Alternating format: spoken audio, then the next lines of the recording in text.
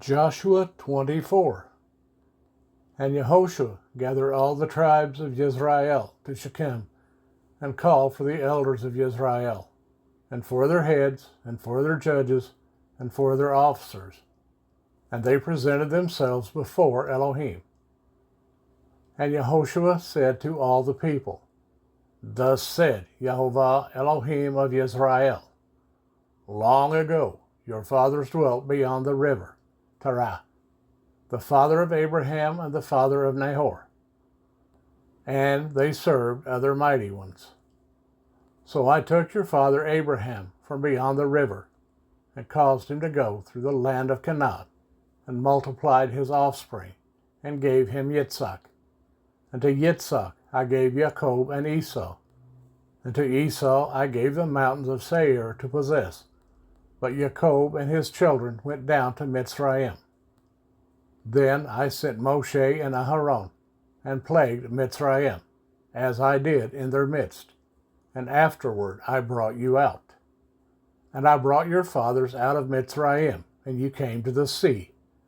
And the Mitzrayim's pursued your fathers with chariots and horsemen to the sea of reeds. And they cried out to Yehovah, and he put thick darkness between you and the Mitzrayim's, and brought the sea upon them, and covered them. And your eyes saw what I did in Mitzrayim, and you dwelt in the wilderness a long time. And I brought you into the land of the Amorites, who dwelt beyond the Jordan, and they fought with you. But I gave them into your hand, and you possessed their land, and I destroyed them from before you.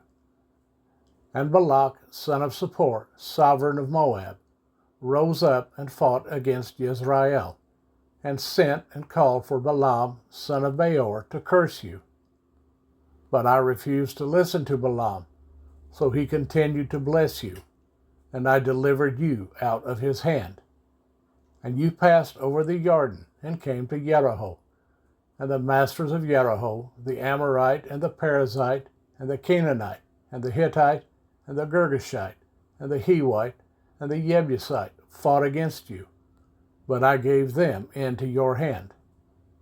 And I sent the hornet before you, which drove them out before you, also the two sovereigns of the Amorites, but not with your sword or with your bow. And I gave you a land for which you did not labor, and the cities which you did not build, and you dwell in them. You eat of the vineyards and olive trees which you did not plant. And now, fear Yehovah, serve him in perfection and in truth, and put away the mighty ones which your fathers served beyond the river and in Mitzrayim, and serve Yehovah. And if it seems evil in your eyes to serve Yehovah, choose for yourselves this day whom you are going to serve, whether the mighty ones which your fathers served that were beyond the river, or the mighty ones of the Amorites, in whose land you dwell. But I and my house, we serve Yehovah. And the people answered and said, Far be it from us to forsake Yehovah, to serve other mighty ones.